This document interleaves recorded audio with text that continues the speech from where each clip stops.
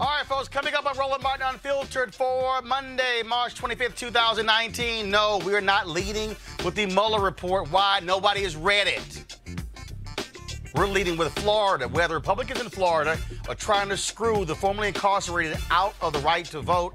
A Senate committee has voted to essentially slap a poll tax on all those formerly incarcerated, saying pay back all your fines and court costs before you can vote. That is not what the voters voted on.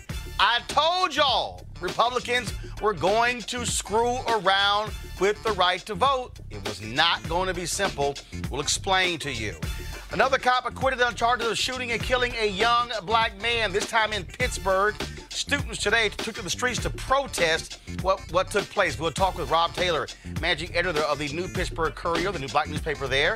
He covered the trial. Also, a tragic end to the story of Columbus, Ohio activist Amber Evans. Her body was found over the weekend after being missing since January 28th. We'll talk to psychologist Dr. Jeffrey Gardier on the emotional toll on activists. We've seen a number of other activists across the country take their lives.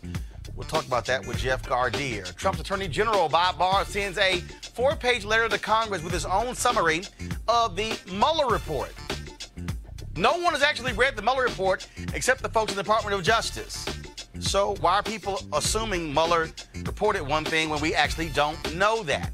Trump is claiming total exoneration. Not so fast. We've got 3 lawyers to break it down. Stacey Abrams starts a new organization to get an honest count of people in the shadows for the 2020 census. That's needed because the Trump administration is trying their best to scare away Hispanic and other immigrants. Folks, nearly $1 trillion in federal spending hangs in the balance. And some ignorant frat boys playing at slavery. Get what you see the shocking video. More crazy-ass white boys. A new photograph of Harriet Tubman unveiled today at the National Museum of African American History and Culture. We live-streamed it, and we'll show you that photo as well. It's time to bring the funk on Roland Martin Unfiltered. Let's go. He's got it.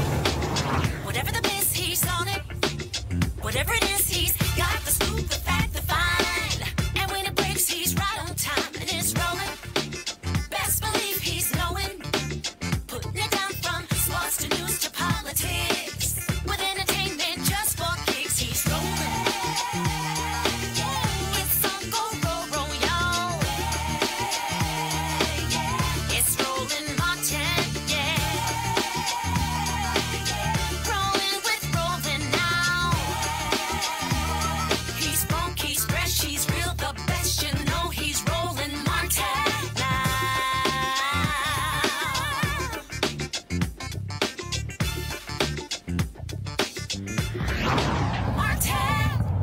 All right, folks, in November, by 65%, voters in Florida said, give the folks who are formerly incarcerated the right to vote. It passed overwhelmingly, Republicans and Democrats. But I told y'all, I kept warning y'all, don't think for a second Florida Republicans are going to allow this to happen. They do not want to see upwards of 1.4 million people getting their right to vote. Well, today, a Senate subcommittee passed by 3-2 a bill that would force those individuals to pay back all court costs and court fines before they got to right to vote. The same bill, actually another bill, passed the House 10-5. The Senate bill is even worse than the House bill. This is a video put out by the group that actually fought the effort to get Florida folks their right to vote back. This is what they released today on social media.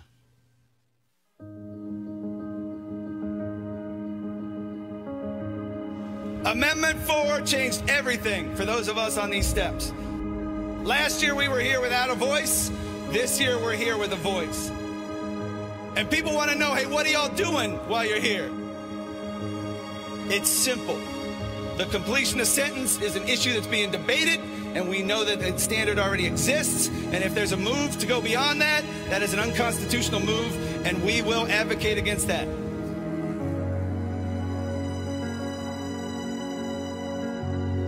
We don't just say we want more, we say we demand more.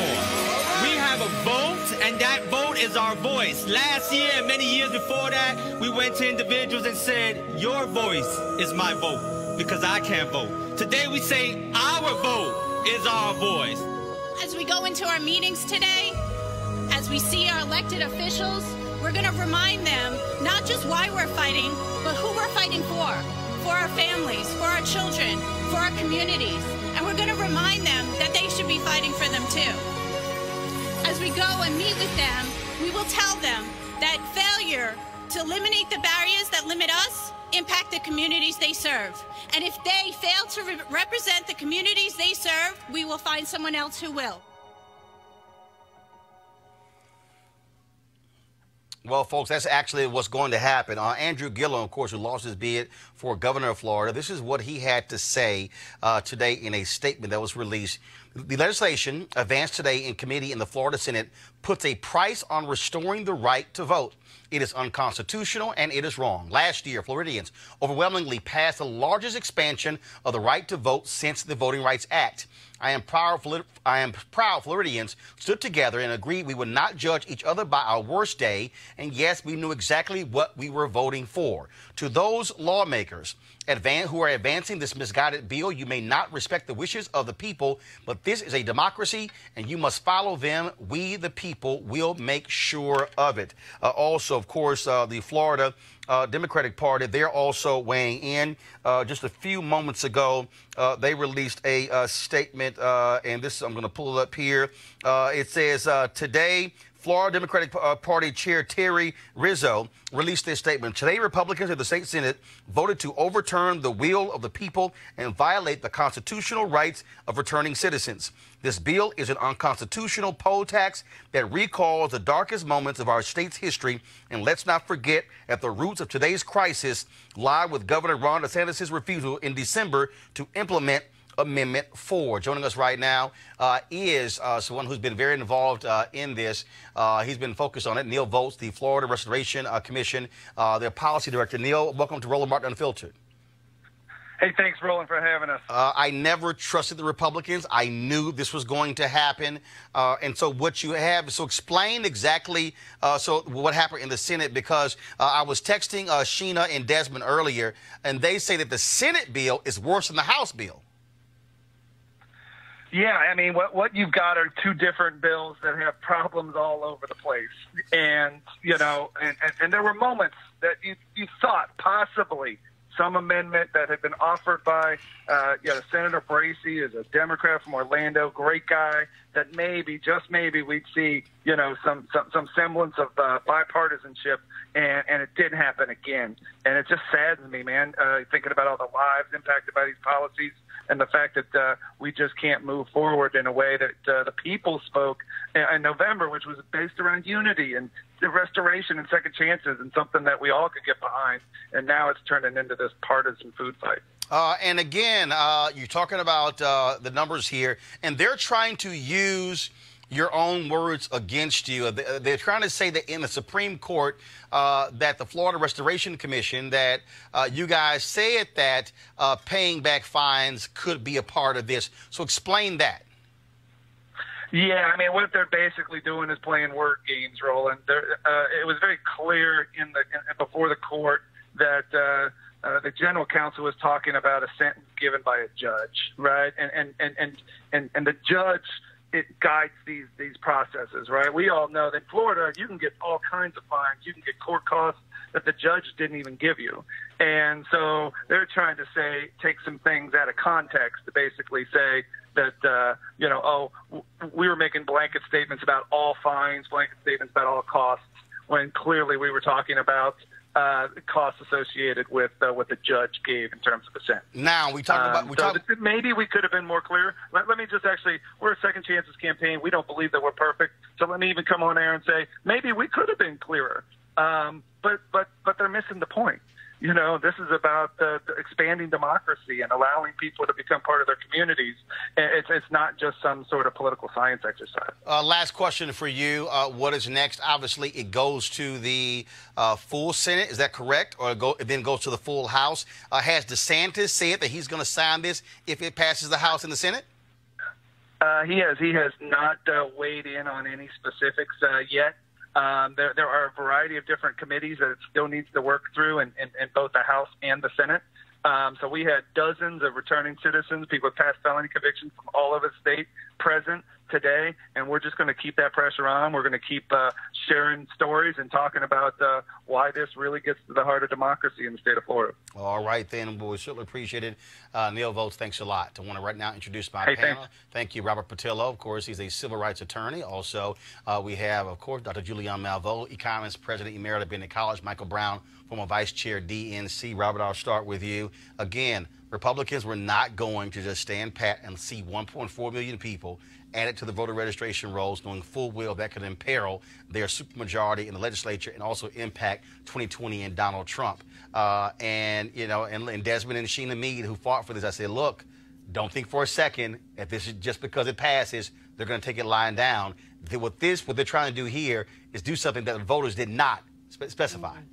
Let's understand one thing. This issue has to be federalized. I think what we have seen is fighting this on the state level, state by state, is like playing a game of whack-a-mole. As soon as you think you've taken out one part, then you revert back to the old. Well, but it can't be federalized because the reality is the states have said since the Constitution was put in place that voting is a state issue, not a federal issue. Hold on. The reason it has to be federalized because the basis of felony disenfranchisement is Section 2 of the 14th Amendment, which reads, participation in a rebellion or other crimes. Other crimes was interpreted by the Supreme Court in 1974 in the Ramirez decision to be felonies, upholding felony disenfranchisement. If we're talking about lowering the voting age, we're talking about abolishing the Electoral College, we have to talk about taking out our other crimes from Section 2 of the 14th Amendment, and you eliminate felony disenfranchisement from the entire country. The entire concept behind the or other crimes was if you fought in the Civil War for the South, you don't get to vote.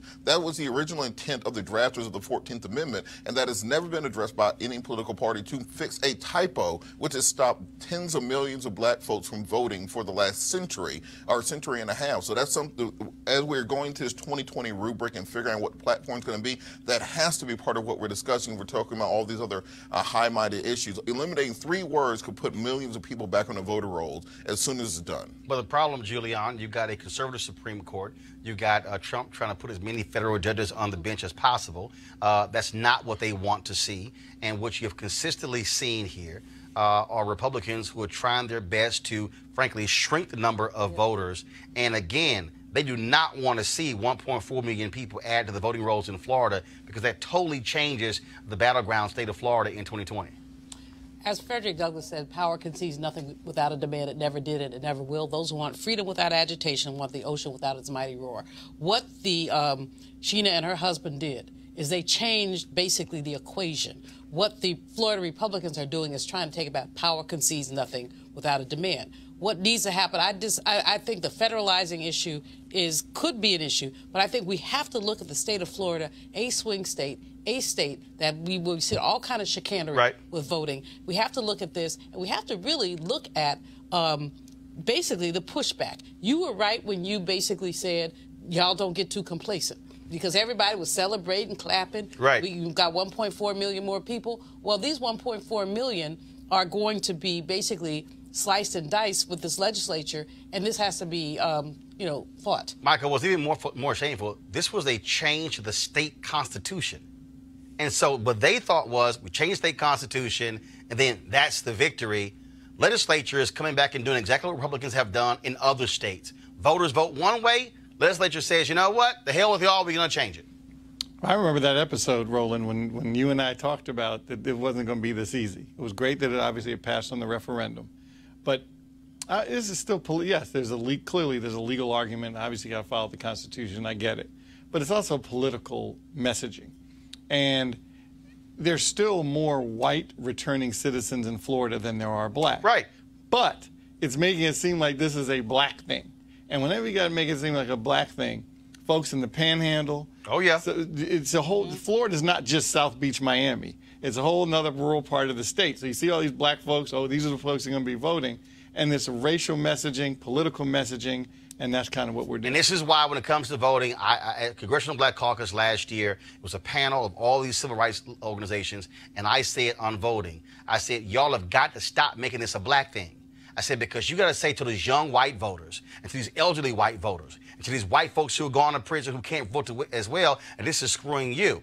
because the reality is that's also targeting them. When you had a clerk in Wisconsin who said in 2016 she removed an early voting location from a college campus because too many of them voted Democrat, and she moved it to a far out place with a small parking lot, was by design. That impacted white folks. Moving early voting locations off of college campuses in North Carolina affected white students. And so, to Michael's point, we'd love to see some of those people who are white, who are formerly incarcerated, stand up and go to the legislature and say, damn it, y'all trying to screw us. And so we'll keep y'all updated on exactly what happens with this story. Now, another story that we were focusing on, keeping you updated, has a very tragic and sad end. That is Amber Evans, the young Columbus, Ohio activist who went missing on January 28th. Remember, her car was found just outside on the banks of a river there in Ohio. Well, over the weekend, her body was recovered from that particular river, and it was identified as 28-year-old Amber Evans. The police have not released any information regarding the cause of death. Evans' boyfriend of 10 years, who has been cooperating with police, said they argued that day. There were no reports of any domestic violence in that relationship. Now, we do not know why or how Amber Evans died, but we do know that being a committed activist, as she was, can take a big emotional toll. Now, her mother released a video this weekend on Facebook when that information came out. And so we could actually play that video of her mother. It was really sad to see her actually release that video. Here's what her mom had to say. All right, so in a sec, so what we'll do is, folks, we'll try to pull that video up. It was really a troubling video, and it was a sad video as well. And the reason this story is so hard is because previously in Ohio, there was a black activist who took his own life. We've seen stories out of Ferguson where a variety of African Americans have actually been shot and killed, some who also took their own life as well. There are other stories that we've been reading about. Ashley Yates, a prominent activist who was in Ferguson, who's now moved to the Bay Area, she's talked openly on social media about being an activist and how it has been such a traumatic and emotional toll on her as well. So they're telling me we don't have the video of the mother. Here we go. I just want to go on Facebook and let you guys know that we find it so disrespectful that people are trying to capitalize and get recognition off of the news that we just heard about my daughter. It's a shame that you guys can't even give us a moment to just take it in, just to breathe. I'm getting phone calls after phone calls, and I understand people are concerned. I understand that people care. I understand that people want to let us know that how they feel. But what about how we feel at this moment? I hear that Channel 10, 6, and 4 have all gone on to tell you guys that yes, my baby's gone. And it is true. So what are we supposed to do with that at this moment? Is we're supposed to gather with our family, with my children. Even though I asked social media not to be blasted with stuff, to give us time. I asked the media to give us time. But yet, and I even got a call from Channel 10 asking me how I felt about them airing it, and they still went on and did it anyways. I asked for just a moment of time to ourselves so that my family could be able to all find out, so that my family could be able to take that moment to just come together and love, and friends to come by and family to come by and just to sit and be with each other. But no, everybody still wants to do it. I want to go to our panel here. Dr. King, when he was assassinated, doctor said that his heart literally was that of a man almost 70 years old. I cannot remember her name right now. She was the white mother who was protesting the war. And it was like 3 straight years during George W. Bush's presidency. And then she said, you know what, I got to step away from this. The average person out there, we're watching these activists and we're seeing them and we're seeing them at news conferences and at rallies and leading protests, not understanding what's happening behind that. Yeah. The number of individuals in Black Lives Matter who've talked about sleeping on the couches, losing their apartments, the health issues they have, the trauma, the PTSD, having to deal with another case, being triggered by videos. And so we don't necessarily understand how major this is and how impactful it is on the lives of the individuals who are fighting these issues.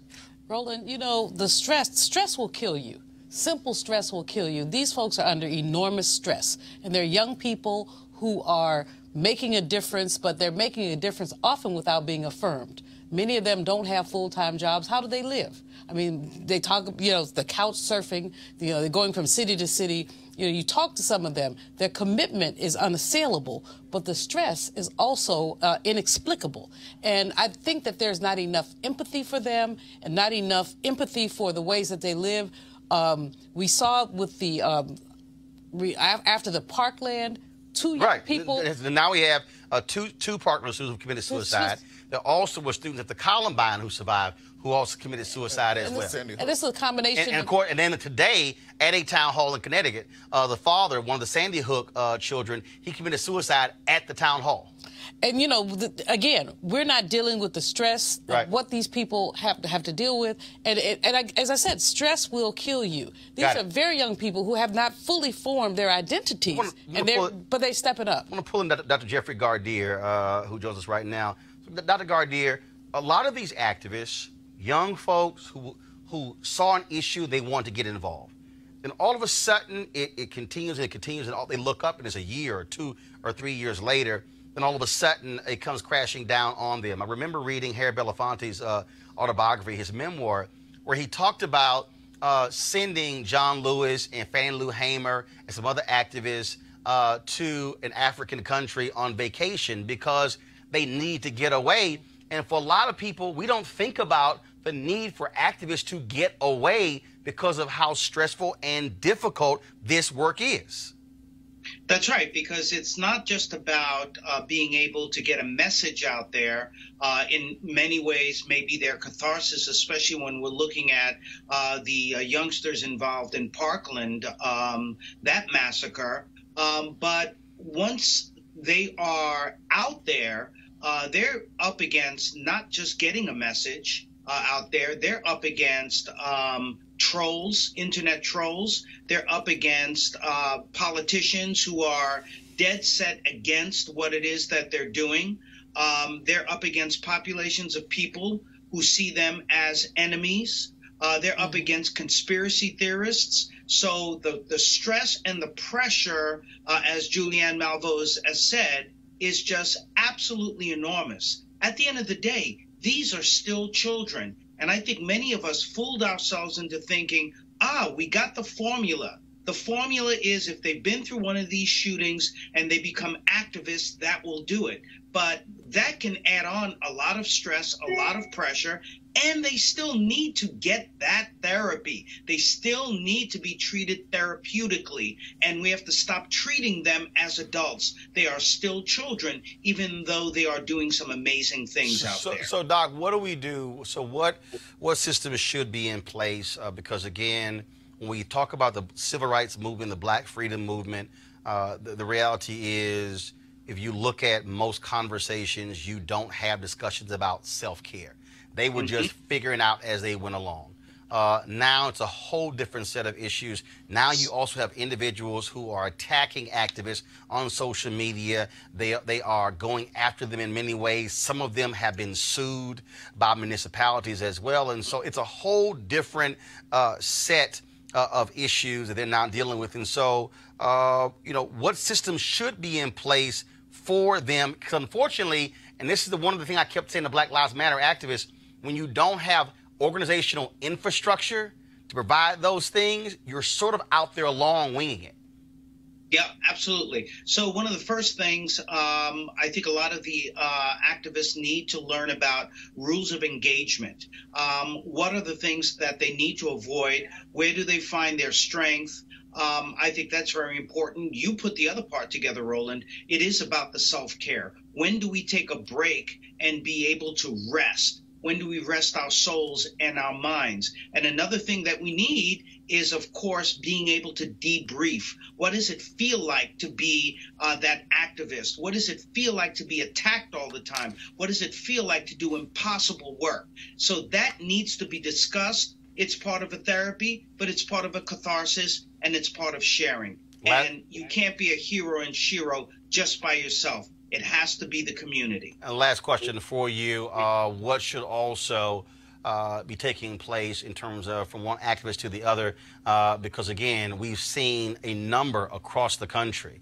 I know of a gentleman who was in Ohio who shot himself, and some other places as well, where they've taken their own lives because they literally, just cannot handle seeing and being involved with case after case after case of black men and black women being gunned down by cops, and show what discussions should be being held among activists themselves. What should they be looking for amongst their fellow activists?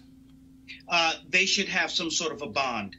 Whether they agree or disagree with whatever the other activists may be doing, if it's competing organizations, there should be that family where we can talk to one another, where we can share those strategies, where we can do what I just talked about, debriefing. Because at the end of the day, it is a very select club, whether they're competing against one another or not for the message, but they are brothers and sisters in arms. They're in it together. All right. Dr. Jeff Gaudier, we appreciate it, man. Thanks a lot. It was a pleasure, Roland. All right, folks. Speaking of activism, today in Pittsburgh, students took to the streets to protest the not guilty verdict of East Pittsburgh police officer Michael Roosevelt.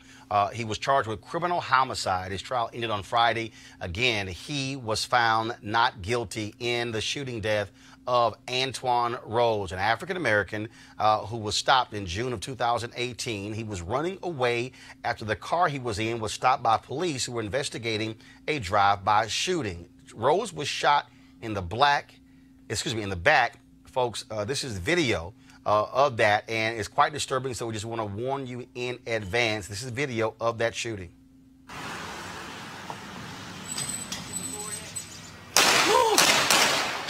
Why are they shooting at him? No, I'm recording this. Why are they shooting? All they did was run, and they're shooting at them. You go in the house. Don't shoot at them. Antoine Rose, again, was 17 years old. Joining us is Rob Taylor, managing editor of the New Pittsburgh Courier, black newspaper there. He covered the story. Rob, the jury found this officer not guilty. What was the rationale? That, he feared for his life? Rose was running away. Well, nice to be on your show, Roland. I think Roosevelt, he testified on the third day of the trial. So the trial, which, all of us here in Pittsburgh have been anticipating for months, ever since the incident happened in mid-June. So the trial began on March 19th. He testified. Not many people knew that he was going to take the stand. So he testified on Thursday, March 21st, and he went up there and said that he thought, and as I see it here, I thought that one of them was pointing a weapon at me. I quote again, I thought one of them was pointing a weapon at me. So what happened there, as you may have seen in the video, there were three men in the car. Right. A man who was, a jitney, which, Uber, so to speak, take people around who need to get where they need to go. Who knows if the driver knew that there was going to be a drive-by shooting about to happen? The man in the back, I don't think you've shown the video yet, but the man in the back, Zywan Hester, fired 9 shots out of the back window of the Chevrolet Cruze 15 minutes before Roosevelt pulled over this Cruze. So Antoine Rose was in the front right passenger seat. He did not fire any guns. He was unarmed when you saw him running. So in Roosevelt's defense, he's saying, when he had the first man, the driver, he ordered him out of the vehicle towards the ground. Roosevelt is testifying that he was focused on the man who was down. He turns, thought that he saw Rose and or Hester pointing a handgun, turns, and he says here, as I look at what he put, one of the suspects turned, pointed toward me with what I thought was a handgun. After thinking, I thought I saw a handgun, he says, I turned and fired 3 rounds. And he also said that he did it to protect himself and the community. A guy who was running away from him. A guy who you saw in the video running away. First of all, was there any body cam footage from the officers? To my knowledge, nothing. We have not seen any body cam footage. Actually, you know, East Pittsburgh is where Rossfeld, he was just, I think it was his first day on the force. East Pittsburgh's a very small suburban community. It's the place of the original drive-by shooting was in North Braddock, which is just a few minutes from East Pittsburgh. They're neighboring suburban small towns. And we never saw any body cam footage. The East Pittsburgh Police Department, which I believe had about 8 part-time officers or something like that, they disbanded, so they are no more. So there's been a lot of complaints about, did the East Pittsburgh Police Department provide proper training? Why didn't he wait for backup? Backup was actually coming at the time when he fired the shots. So there's been a lot of debate about this actual police department. Got it. And if they trained him properly. Well, well, first of all, it's not stunning that you would see him say that he feared for his life. Also, we know so many other cases where officers fire guns at people who are running away, which still makes no sense because they're running away, and so how your life is in danger. We saw those students protesting today. Do we expect continuing protests to take place there in Pittsburgh? Well, as you said earlier today, it was a majority high school students. Our Pittsburgh public school system, they put out an email to all the media and everybody saying, you know, if you get a excused absence from your parents, you can go down there. Whether they got them or not, who knows? The point was there were 1,500 people, vast majority high school students, college students, Duquesne University law students who I saw there as well, marched through the streets of downtown Pittsburgh, obviously disappointed, vehemently denying or not wanting to believe that this verdict could come. All right, then. Well, Rob, we certainly appreciate it, man. Thank you so very much. No problem. All right, folks. Again, panel real quick. Look, this is, I'm not saying that body cams would somehow have convicted the police officer, but having body cam footage, you would have been able to see if someone turned to him with a gun and if that even existed. This is still why, and I get, it's not a panacea, but that's why I don't care. And all these departments now trying to stop it. Every police department should have body cameras. Well, this is one of those places me and you have agreed on for years, which is that we have to have, going back to the same point, federalized standards, where the federal government needs to put out, if you're going to be a law enforcement officer in America, you have to be equipped with a certain amount of training, you have to be equipped with a body camera, you have to be equipped with the equipment you need to not have to murder people if you think you're a little bit scared. And if you turn it off, automatic expulsion. Absolutely. You know, that's my problem. They'll turn it off. You got the video of the brother running, the young man running. Right. And so you didn't see him turn around. This guy said he saw somebody turn around. You didn't see him turn around. The training piece is the biggest piece here. He was on his first day or something, and he just feels like he was, at risk. But, Roland, they had the foreman of this jury was an African-American man, an older African-American man, retired.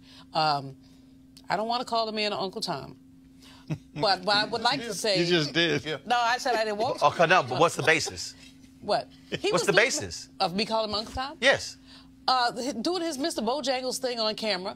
No, what did he say? He said, what would you do without the police? We need the police. So you have to give the police the benefit of the doubt because we need the police. He went on to say he knew the community was going to be upset, but you need the police. He said also because... Well, first of all, I can agree with all of that, but still say... Damn it, you're wrong for firing shots at somebody running away. But obviously he didn't. Okay, I got it. He felt that the firing of the shots was okay because he believed that the policeman was in fear of his life. He also said because the other two did not testify, one took the fifth, because the other two did not testify, he felt the jury had no choice, but they did have a choice. Okay, that is nuts. Michael, real quick, go ahead. You know, I think the larger issue in this, it's trying to balance between... It sounds like what the foreman said about what the community is policing clearly, is also the standard in the courtroom the laws have to change relative to how you convict police officers. It is they have a hook to hang their hat on pretty much every time. Every time. Oh, life in danger. Okay. I'm afraid for You're my good. life. You're good.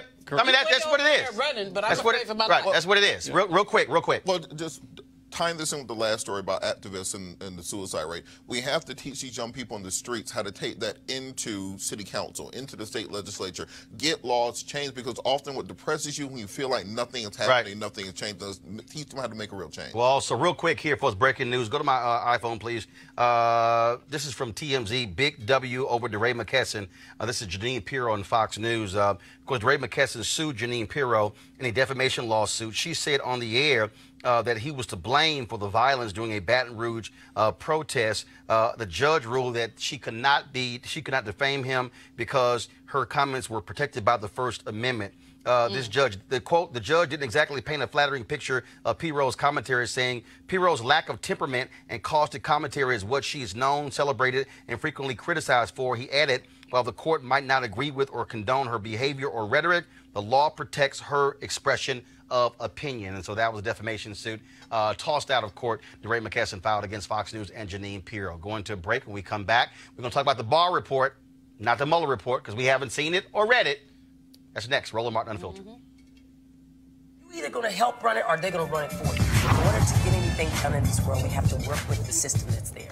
And you have to have the courage of your convictions. You may despise me, you may not understand my choice, but at least you can respect that I stood in it. If you're outside the mainstream, no one can push you aside any further. Life makes you jaded, and it hurts you, and it's painful. And we've had a lot of pain in this country. Trump can show up and say anything, and they can just go, oh, yeah. And the African-American community was great to us. They didn't vote. You know, he just called you stupid. Did you hear that? But he's for us. Really? And they were just regurgitating the things that they had heard on a radio or in the barbershop or something somebody had told them. They hadn't thought about it. Democracy is in danger because people don't know how to think. I'm done with trying to convince people to try to vote for their, for their life. You have to run for your life. I'm gonna go try to get people who are open to it and lead them. I'm done with hope. Fuck hope, fight. That's the good news. Hey fam, go check out Roland Martin Unfiltered, the blackest show on all of digital, cable, and broadcast. Check out our audio podcast. There's only one daily digital show out here that keeps it black and keep it real. It's Roland Martin Unfiltered. Press play.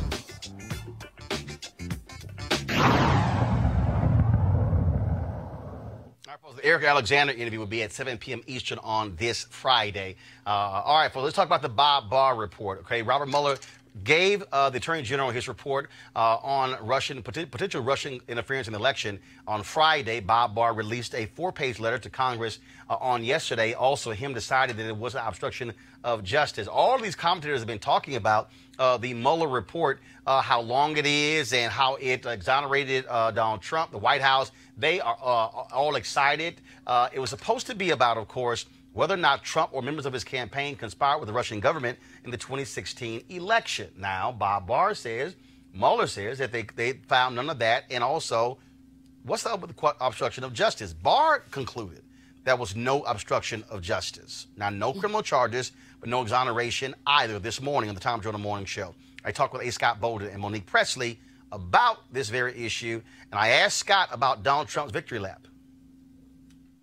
Yeah, really. Think about it. An American president is running a victory lap because he wasn't indicted or he wasn't charged and he wasn't found by his own Republican Party to have done anything wrong. I mean, let that settle for a minute.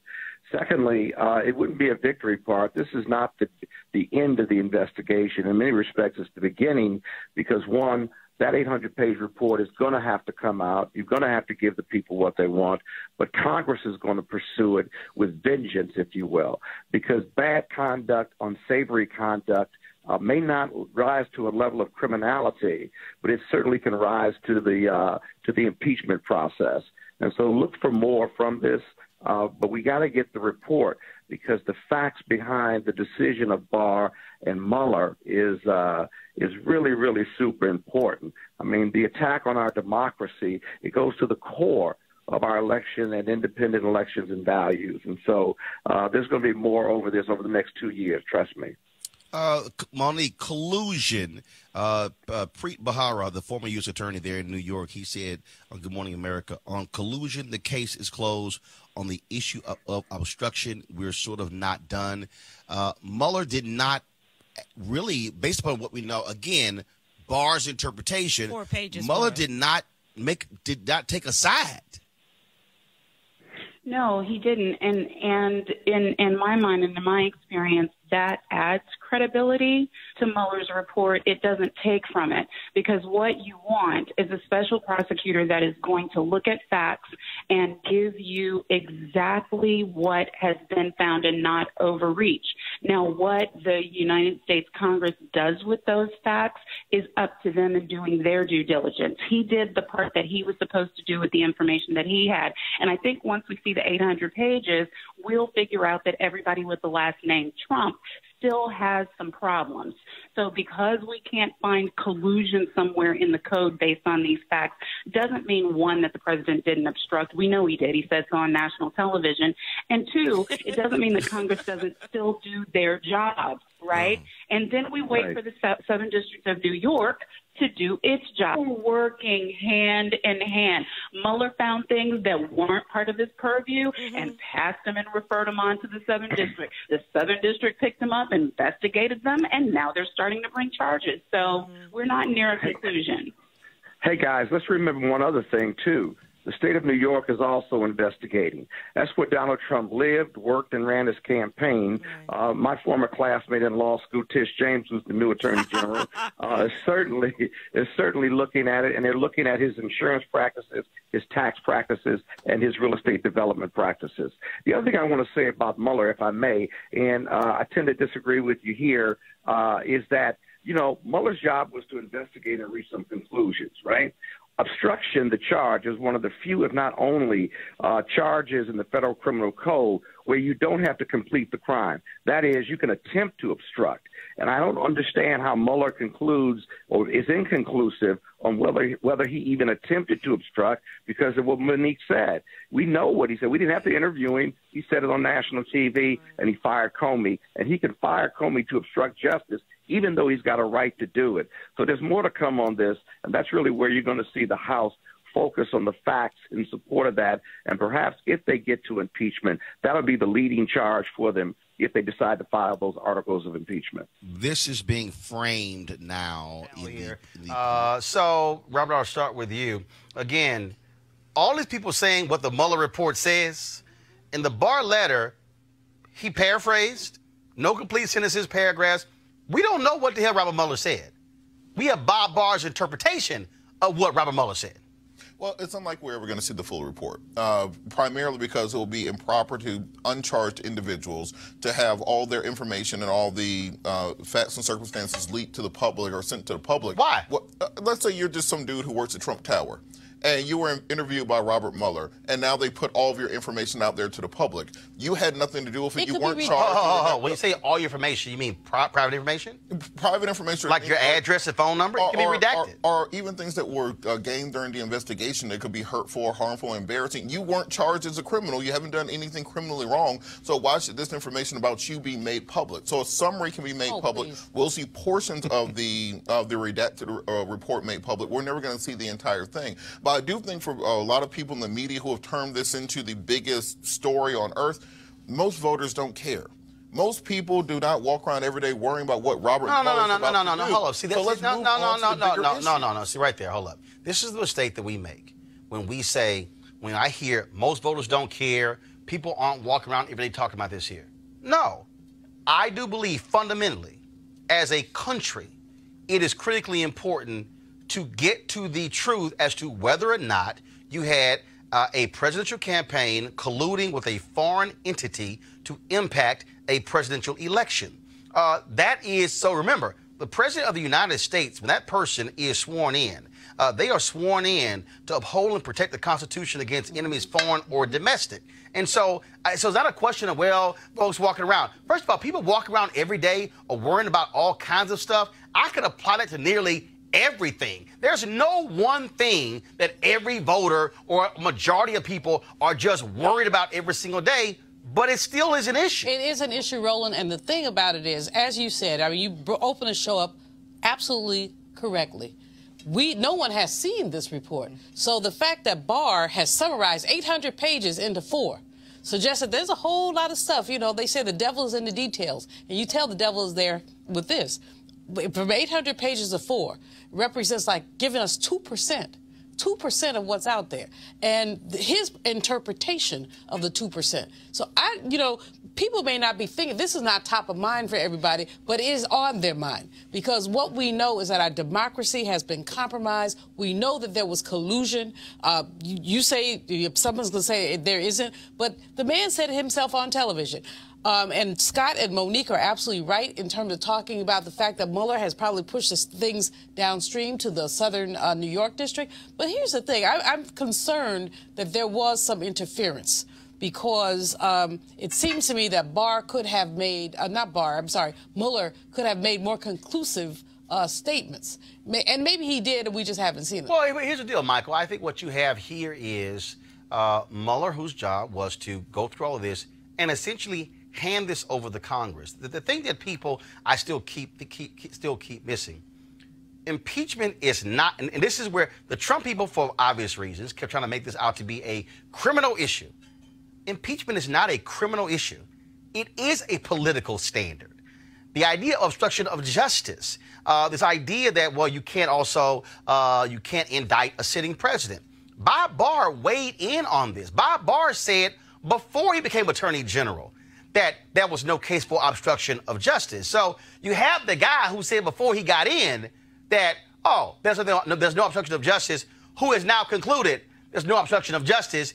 And frankly, Congress can't make their own determination, which is why they're saying, no, you're going to get subpoenaed because we want to know more about this, because we're not just going to take your word for it. Well, and of course, I also don't buy the argument that you have to protect people that weren't charged. They weren't thinking about that with Hillary Clinton in Benghazi and Hillary Clinton in the email scandal. They put out every single possible document from that investigation. And want to go back. So Lindsey Graham. I don't buy that argument. Also, with the president, it seems to me if there was complete exoneration, they'd be like, you know what, release the whole darn thing. They don't want to release the whole darn thing. No. They don't want any breadcrumbs out there. In fact, today, Senator Mitch McConnell blocked Senator Chuck Schumer from passing something to say release the whole deal. Remember, the House voted 422-0 to release it. That's right. That includes Republicans. That's right. I wish that Mr. Mueller would have put in a sentence saying, related to obstruction, let Congress figure it out.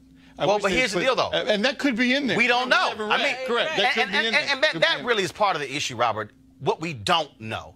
The fact that we are being asked to take the word of a Trump appointee who wrote a document before he became Attorney General, basically saying this is a waste of time, it shouldn't be done, there's no obstruction.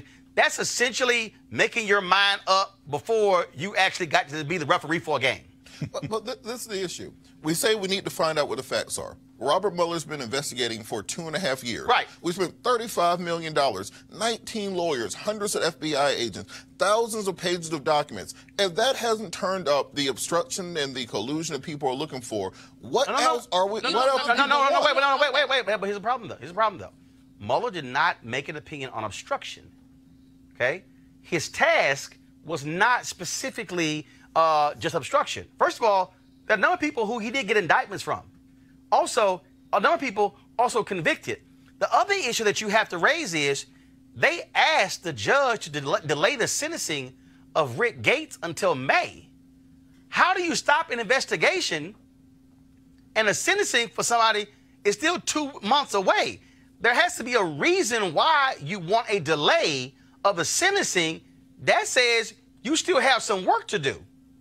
That makes no sense. Well, none of this makes sense, Roland. I mean, the fact is that Mueller has a reputation of being a Boy Scout, down with the truth, et cetera, et cetera, et cetera. So what he's reported, we don't know. We can speculate, but we don't know. We have these little 4 flimsy pages that have come from a Trump partisan who basically auditioned for his job with that memo. Auditioned for his job, put it out there. I don't think the president should have to face any consequences. So It doesn't make any sense, but I'm confident that Nancy Pelosi and the Democrats will continue to chip away at getting this whole report out to the public. Again, bottom line is we have not seen the Mueller report. We've seen Bob Barr's interpretation of it, so that's sort of what we have here. All right, folks, Stacey Abrams of Georgia has a new project aimed at getting an accurate census count in 2020. The new project is called Fair Count and wants to make sure that minorities, non-English speakers, and renters will be counted. Why does that matter? Well, the U.S. Census determines each state's voting power and each state's share of the nearly $1 trillion spent annually on health care, education, and other public services. All right, folks, we'll go to a break, and we'll be back on Roland Martin Unfiltered.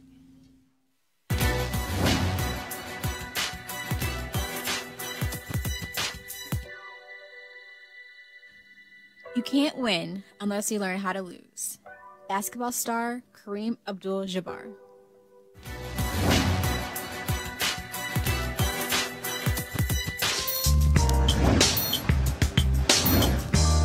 Huh? What the hell is that? All right, folks, HBCU Giving Day. Philander Smith College is our pick today, founded in 1877, located in Little Rock, Arkansas. Of course, its president is an alpha man. Notable graduates include the U.S. Surgeon General, Jocelyn Elders, James H. Cone, Lottie Shackelford, Stephanie Flowers, and many more. If you want to support Philander, go to philander.edu, philander.edu. That's philander.edu. And I certainly had a good time when I was their commencement speaker, where I received the Ozell Sutton Award as well. And so the same day, Jocelyn Elders got the same award. And so glad to be there. And also Ray J is actually going to college there. That's one of the that's where he chose to go. And so we're supposed to have him and the president on the show soon. All right, folks, calling all HBCU alumni, students, and leaders, enter the Ford Motor Company HBCU Mobility Challenge and win $25,000 for your school. Building on their long-term support of HBCUs, Ford is looking to improve mobility in HBCU communities through innovative solutions. The winning program will receive a grant of up to $25,000 to implement their proposal. The deadline to apply is March 31st, 2019. Go to fgb.life. That's F right there, fgb.life for more information and to apply. Ford goes further in our community. We certainly thank Ford for being a partner of Roland Martin Unfiltered. No charcoal grills are allowed. I'm white. I got you, bro.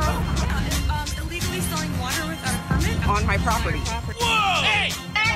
Give us your ass. You don't live here. I'm uncomfortable. All right, white people, let me help y'all out. Black folks really don't like to hear about picking cotton. Just want to let y'all know that. Now, cotton picking on slave labor camps, also called plantations, pretty much wasn't funny. Wasn't funny then, not funny now, but got these white boys in a frat at the University of Georgia. Oh, they thought this was a laughing matter. Tell them to pick the cotton.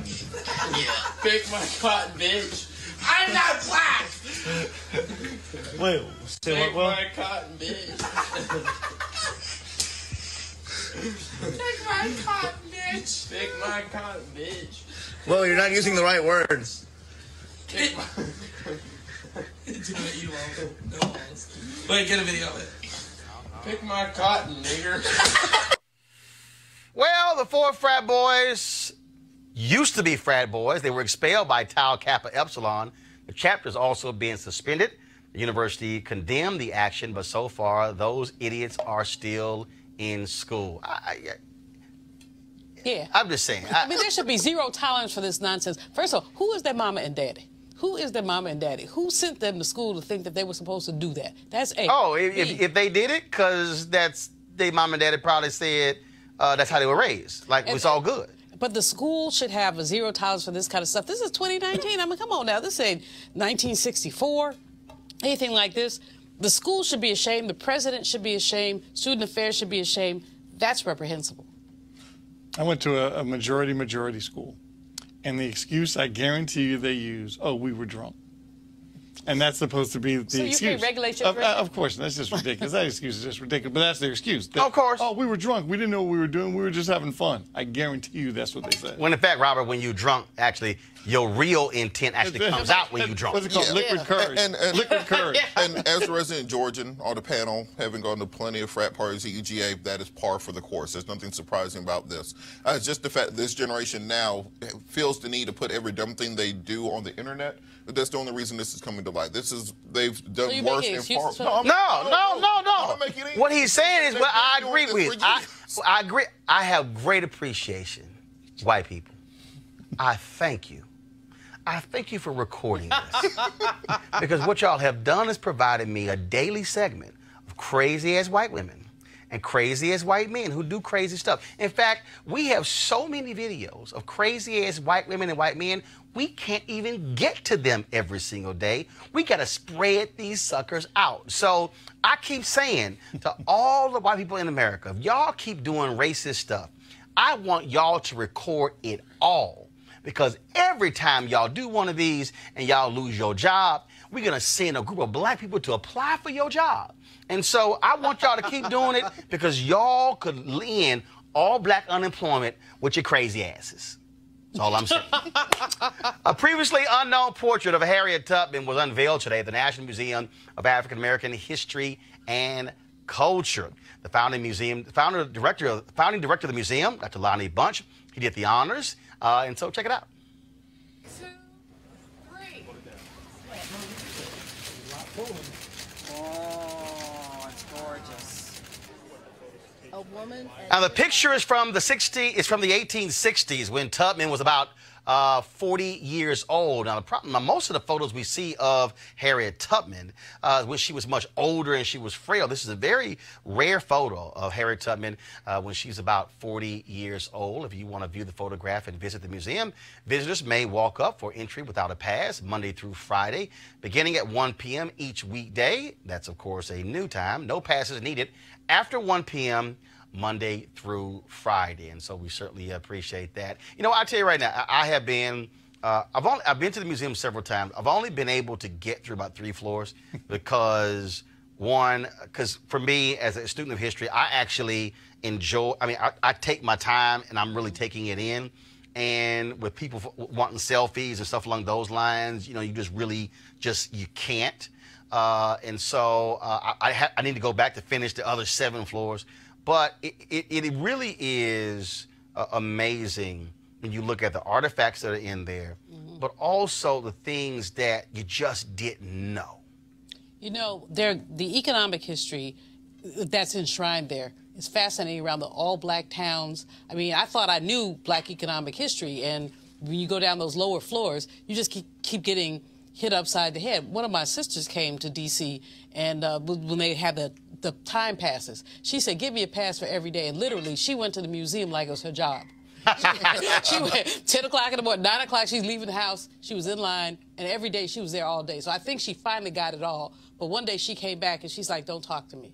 And I said, what you mean don't talk to you? You living in my house. But basically, the emotion was just so overcoming. Oh, yeah, absolutely. And, you know, I lost it at Emmett Till's casket. I lost it. I mean, I literally lost it. I just slid down to the floor and cried. Just the power of it. Everybody needs to see it. Roland. I mean, it is the most visited, since it's open, it's the most visited Smithsonian Museum in the nation's capital. It's so important. It's so important for our people to understand that history. And it's so important for these ignorant white people, you lift them up every now and then, to see something like this. Lock them in there overnight. You know, Michael. It's incredible. I'm like you, Roland. I've been, I don't know how many times I've been, but you can't see everything. I don't care how many times you go. And I took my niece and a couple of her friends, and I saw something interesting. I think you need to start chronologically. You can start on the bottom, go to the bottom, and then come up. And their concept of our people seemed to start at Martin Luther King. Yes. They don't seem to have that conceptually before that. Yeah. And so I said, well, no, we're going to stay down here a little longer. I mean, they clearly know the word slavery, know what it means, but it's the Dr. King world. And it's primarily because of how our schools have treated black history as if it somehow just starts there. But also, the reality is, our history also goes before 1619 as well. I'm sorry, real quick, on the Harriet Tubman thing, are they going to use that picture now on the 20? Or they're going to stick with the old? Of course, as long as long as you have a love of white supremacists, it's not going to happen. White supremacists in the Oval Office. Trust me, that's not going to happen. Because remember, his favorite president was Andrew Jackson, of course, who was not a fan of black people or Native Americans at all. So, Robert. Well, I think the importance of this is understanding that we have a more complex and layered history than what's often taught to us in school. Where, similar to what you say, I call it the Black History fairy tale, where they say, well, Rosa Parks and Abraham Lincoln met together with Dr. King one day, and then Barack Obama was president. And that's the way they teach. Yeah, that's pretty much it. Yeah, that's why they teach our kids our history. So having floor after floor, exhibit after exhibit, I think it's be mandatory.